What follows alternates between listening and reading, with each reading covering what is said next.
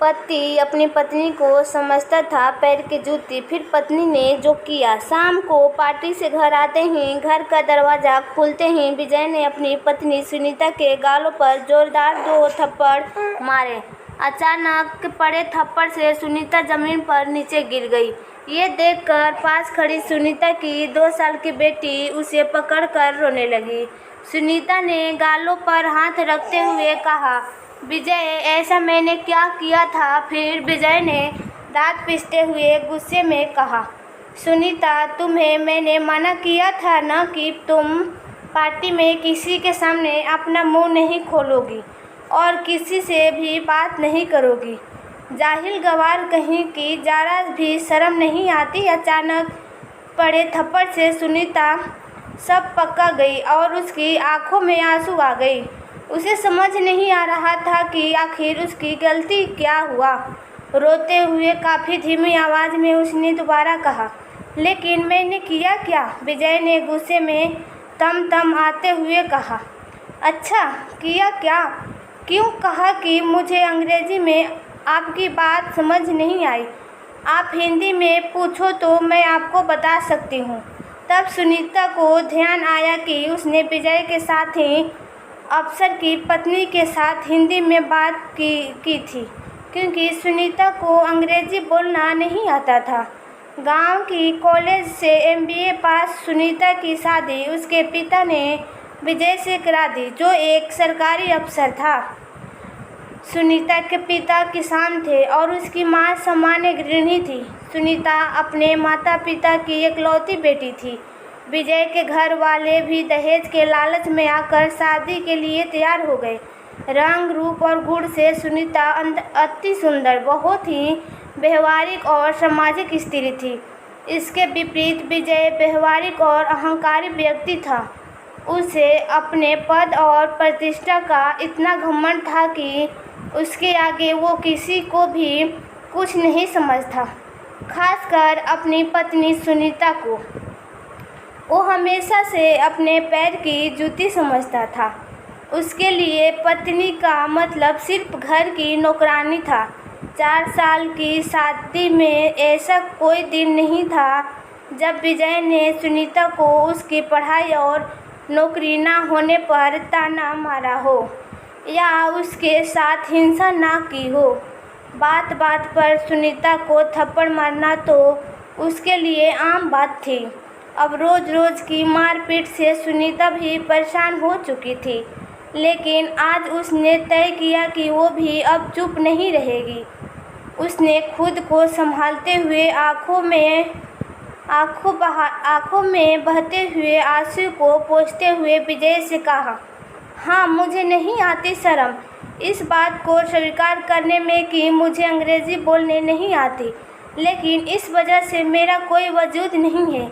इस बात को भी मैं नहीं मानती हूँ। सुनीता ने जवाब को सुनकर विजय ने फिर सुनीता के बालों को खींचते हुए कहा, अच्छा, बड़ी जुबान चलने लगी है। कान खोलकर सुन लो। कोई औकात नहीं है तुम्हारी, ना ही कोई वजूद है तुम्हारा।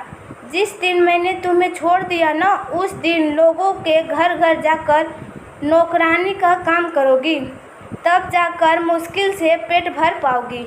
सम्मान और इज्जत तो भूल ही जाओगी तुम, क्योंकि तलाकशुदा स्त्री को समाज में भी सम्मान नहीं मिलता।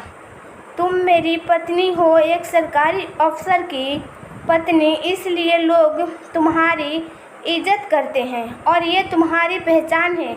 2 साल की बेटी को गोद में लेकर सुनीता ने कहा, वहाँ तो मैं पिछले 4 सालों से धोखे में थी कि तुम मुझसे प्यार करते हो और एक ना एक दिन तुम मेरे प्यार को समझोगे और मैं तुम्हें अपने प्यार से बदल दूंगी, लेकिन मैं गलत थी। मुझे क्या पता था कि तुम प्रतिवाद पति पत्नी में भी होती है। ठीक है विजय, मैं जा रही हूँ। हमेशा के लिए तुम्हारी ज़िंदगी से अपने स्टैंडर्ड की दूसरी पत्नी ले आना। अपने लिए तलाक के पेपर भेज दूंगी। सुनीता अपने गांव, अपने माता पिता के पास चली गई। समाज के ताने बाने को सुनकर भी उसने कभी हार नहीं मानी और सामाजिक कार्यों में लड़ गई।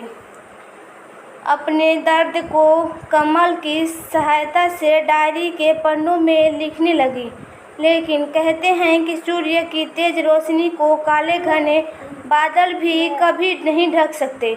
उसी प्रकार सुनीता के प्रतिभा कब तक समाज से छुपी रही सकती थी। सुनीता को भी प्रसिद्धि मिली। पूरे 20 साल बाद कड़े परिश्रम के बाद आज जब सुनीता और विजय का सामना हुआ तो पुरानी कौड़ी बातें याद आ गई। भीड़ से पूरा समग्र तालियों से गूंज रहा था, क्योंकि आज सुनीता के उपलब्धियों के सम्मान में उससे राष्ट्रपति से महिला के सामाजिक सुधार एवं उनके लिए स्वरोजगार पैदा करने के साथ साथ घरेलू हिंसा की शिकार महिलाओं को न्याय दिलाने एवं उनकी शिक्षा के लिए जागृत करने के लिए पुरस्कार मिला था। भीड़ में आज विजय भी नज़र झुकाए हुए हाथ बांधे पीछे लाइन में खड़ा हुआ था। विजय को आज समझ में नहीं आ रहा था कि जिसे वो गवार समझता था, दरअसल वो तो बहुमुखी प्रतिभा की घनी थी, समाज में प्रसिद्ध लेखिका और समाज सुधारक है जिसका सब सम्मान करते हैं। आज उसे आगे बढ़कर बधाई देने में भी संकोच हो रहा था। तभी एक पत्रकार ने आगे बढ़कर सुनीता से सवाल पूछा कि मैडम, आपके मन में समाज सेवा का ख्याल कैसे आया? आप अपनी सफलता के श्रेय किसे देना चाहेंगे? जैसे कि हम सब जानते हैं कि परिस्थितियों से बड़ा कोई गुरु नहीं होता, कठिन परिस्थितियों में हमें मजबूत बनाती है। इसलिए आज मैं उस व्यक्ति का दिल से आभार व्यक्त करना चाहूँगी जिसने मुझे अपने जीवन और घर से मुक्त कर मेरे स्वाभिमान को जगाया। वो व्यक्ति मेरे जीवन में ऐसे गुरु हैं जिनके ख्वाबों ने मुझे नई दिशा में कुछ कर गुजरने की जुनून को जगाया। बेशक माता पिता का आशीर्वाद और साथ मुझे मिला, इसलिए मैं उनका आपके माध्यम से धन्यवाद करती हूँ। और साथ ही हर स्त्री पुरुष से कहना चाहूँगी कि हमारी सफलता में हमारी भाषा बाधक नहीं बन सकता। सफलता के लिए बस सच्ची लगन और जुनून की ज़रूरत होती है। थोड़ी देर बाद मौका मिलते ही विजय सुनीता को अकेले देखकर उसके सामने आकर खड़ा हो गया और कहा, सुनीता, अपनी गुड़िया कैसी है?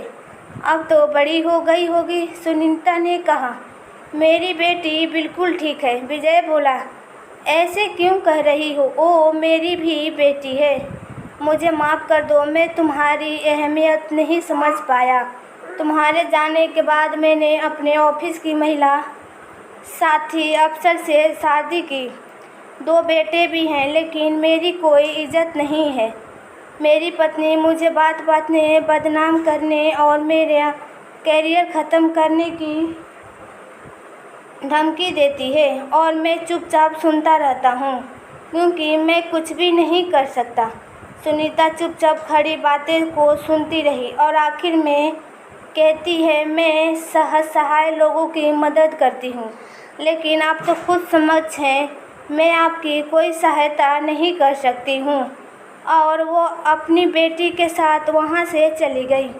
विजय आज नज़रों झुकाए चुपचाप सब कुछ सुन रहा था, लेकिन आज कुछ भी कहने की स्थिति में वो बिल्कुल भी नहीं था और सुनीता को जानते देख रहा था, क्योंकि वो आज मजबूर था और सुनीता आज मजबूत थी।